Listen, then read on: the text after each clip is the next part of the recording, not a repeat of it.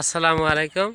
আজ আমরা ভুট্টার জমি ফাঁকা করার পরে পাট বুনছি, তার জন্য মেশিন স্টার্ট দেবো। আর বিঘি ভুঁইতে 1 কেজি হারে পাটের বেতন লাগে, সেই সাথে সার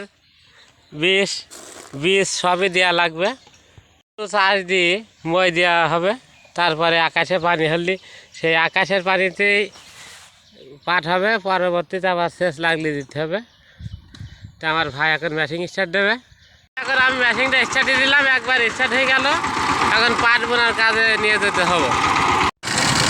আলহামদুলিল্লাহ আমার এই 8 কাঠা জমিতে 12 মণ ভুট্টা হয়েছে, 33-37 বিঘা।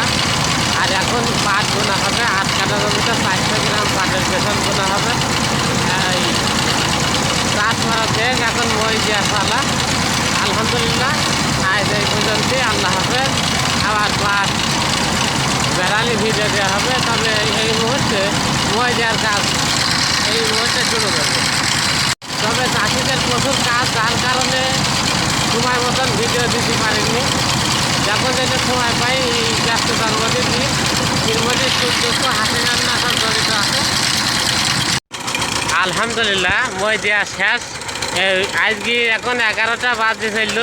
আর কালকে সকালবেলা ভোরে আসি বাসে মই দিলি পাটটা ভালো বেড়ায়। যদি মাটি ঢেঁড় দিতে হয় তাহলে পাট বেড়াই কম, তার জন্য সকালে বাসে মই দিয়ে দিতে হবে।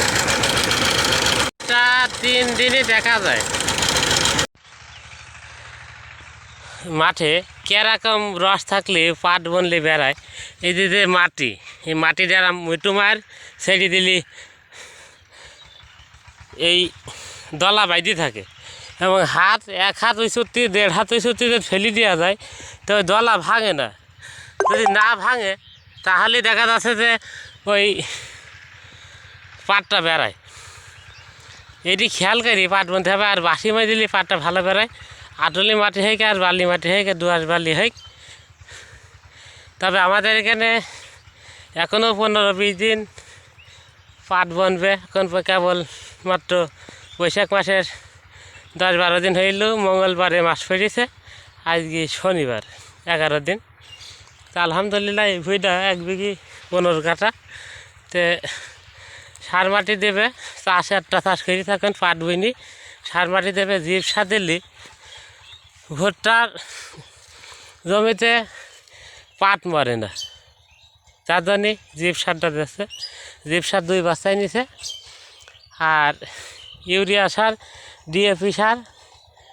ডিএপি সারটা ব্যবহার করলে দেখা যাচ্ছে যে পাটটা খুব বাড়ে, কিন্তু আঁশ হয় না, ছাল হয় কম।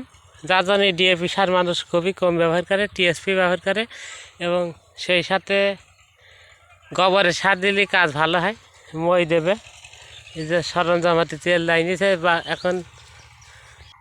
তবে সবচেয়ে ভালো হয় যে চৈত মাসের প্রথমে পাট বনলে পাটের ফলন হয়। দিক শ্রাবণ ভাদরে কাটি দেওয়া যায়। তাতে যে পাটটা যত আগে বনবে তত পাটটা ভালো হবে। আর যত না বিঘার বনবে এদিক ঘন পানিতে পাটের কোয়ালিটি গুণাগুণ সবই নষ্ট হবে। সারও বেশি লাগবে, বাড়বে কম। তাই পাটটা চৈতির 15-10 প্রথমে বুনলে পাটটা সবচেয়ে ভালো হয়, এবং গাছ 12-14 হাত লম্বা হয়, ফলন বেশি হয়। এই জন্য এদিকে খেয়াল রাখি পাটের চাষটা করা ভালো। তবে ধানের জমিতে পাটটা মরে না, আর ভুট্টা জমিতে মরে যায়, এইগুলো পার্থক্য। তবে দেখেন মাটি ভেদে যদি ঘন ঘন সেচ দেওয়া যায় তাহলে আছে মানে অনেকটাই মরার থেকে হাত থেকে রক্ষা পাই বলে আমরা মনে করি। এই জ্যৈষ্ঠ মাসে যে খরা হয় ওই সময় পাটটা এখন সে ধানের ভুঁইতে হলে দেখে মরে কম।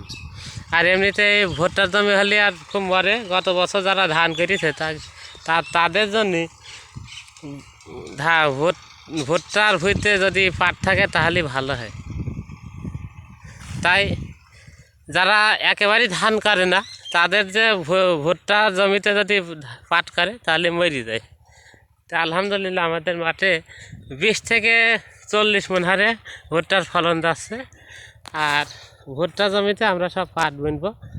আলহামদুলিল্লাহ। আল্লাহ হাফেজ।